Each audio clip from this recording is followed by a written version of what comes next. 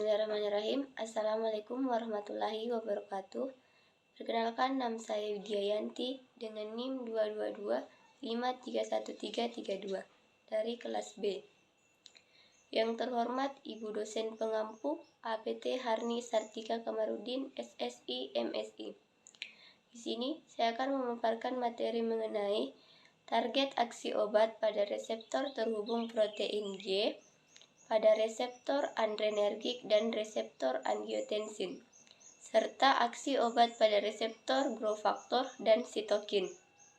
Definisi reseptor. Reseptor adalah makromolekul protein seluler yang bersifat spesifik dalam berikatan langsung dengan ligan, hormon, neurotransmitter, dan obat.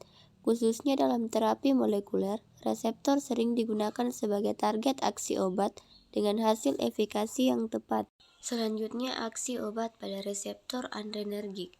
Reseptor adrenergik adalah glikoprotein permukaan sel yang mengenali dan secara selektif mengikat ketokolanin, norepinefrin, dan epinefrin yang dilepaskan dari ujung saraf simpatis dan medula adrenal. Reseptor adrenergik dibedakan menjadi dua, yaitu agonis adrenergik dan antagonis adrenergik. Agonis adrenergik. Obat agonis adrenergik seperti agonis beta adrenergik dapat merangsang reseptor adrenergik untuk menghasilkan efek fisiologis yang diinginkan, seperti peningkatan denyut jantung dan vasodilatasi.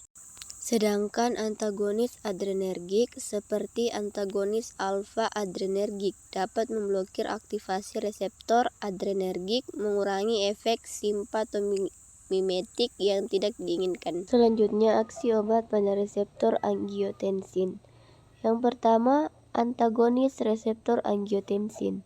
Obat-obatan seperti losartan yang menghambat reseptor angiotensin tipe 1 dapat menurunkan tekanan darah dengan mengurangi vasokonstriksi dan volume cairan. Yang kedua, penghambat AC. Penghambat enzim pengubah angiotensin seperti enalapril dapat mengurangi produksi angiotensin 2 dengan efek yang serupa dengan antagonis reseptor angiotensin. Yang ketiga, stimulasi reseptor angiotensin. Agonis reseptor angiotensin tipe 2 dapat mengaktifkan jalur sinyal yang berbeda, menghasilkan efek kardioprotektif dan neuroprotektif. Selanjutnya yaitu definisi growth factor. Reseptor faktor pertumbuhan adalah tirosin kinase yang memainkan peran kunci dalam transmisi informasi dari luar sel ke dalam sitoplasma dan nukleus. Selanjutnya, aksi obat pada reseptor faktor pertumbuhan. Yang pertama, penghambat reseptor tirosin kinase. Obat-obatan seperti imatibrid dapat menghambat aktivasi reseptor faktor pertumbuhan yang bekerja melalui jalur tirosin kinase, menghambat proliferasi sel kanker. Kedua, antibodi monoklonal. Antibodi monoklonal yang mengikat dan memblokir reseptor faktor pertumbuhan seperti trastuzumab juga dapat digunakan untuk terapi kanker. Yang ketiga, aktivitas agonis. Agonis reseptor faktor pertumbuhan seperti eritropoietin dapat digunakan untuk menstimulasi proliferasi dan diferensiasi sel target yang diinginkan. Selanjutnya, mekanisme aksi obat pada reseptor growth factor. Yang pertama, ikatan langsung. Beberapa obat dapat berikatan secara langsung dengan reseptor faktor pertumbuhan, memicu atau menghambat aktivasi reseptor tersebut. Hal ini dapat mempengaruhi sinyal-sinyal intraseluler yang terkait dengan proliferasi, diferensiasi, dan survival sel. Yang kedua, modulasi ligan. Obat dapat memodulasi ketersediaan atau afinitas ligan endogen yang berkaitan dengan reseptor faktor pertumbuhan. Dengan cara ini, obat dapat mengatur aktivitas reseptor dan efek biologisnya. Yang ketiga, interaksi dengan komponen pensinyalan. Obat juga dapat bekerja dengan memodulasi komponen-komponen dalam jalur pensinyalan intraseluler yang terhubung dengan reseptor faktor pertumbuhan seperti kinase dan faktor transkripsi. Selanjutnya, interaksi obat dengan reseptor sitokin. Yang pertama, aktivasi reseptor sitokin.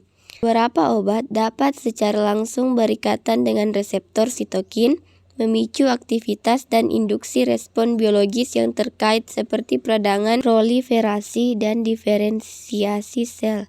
Yang kedua, inhibisi reseptor sitokin. Sebaliknya, obat-obatan juga dapat menghambat aktivitas reseptor sitokin, mencegah terjadinya jalur pensinyalan yang terkait dengan respon imun dan inflamasi. Yang ketiga, modulasi jalur pensinyalan. Selain itu, obat dapat bekerja dengan memodulasi komponen-komponen intraseluler pada jalur pensinyalan sitokin, mengubah respon seluler terhadap stimulus sitokin. Contoh obat yang bekerja pada reseptor, growth factor, dan sitokin. Yang pertama, obat anti kanker.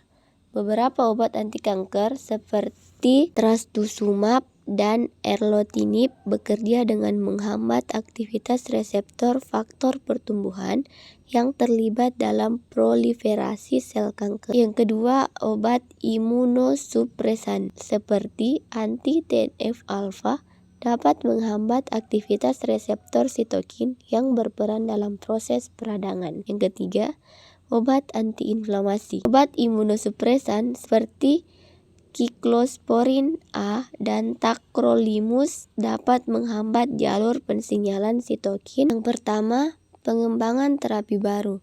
Pemahaman tentang interaksi obat dengan reseptor growth factor dan sitokin membuka peluang untuk mengembangkan terapi yang lebih spesifik dan efektif logik untuk penyakit autoimun. Yang kedua, optimalisasi efektivitas. Dengan mempelajari mekanisme aksi obat, dosis dan kombinasi obat dapat dioptimalkan untuk memaksimalkan efek terapeutik dan meminimalkan efek samping yang tidak diinginkan. Yang terakhir, penanganan efek samping. Pemahaman akan interaksi obat dengan reseptor growth factor dan sitokin juga dapat membantu mengelola efek samping yang terkait seperti toksisitas dan respon imun yang berlebihan.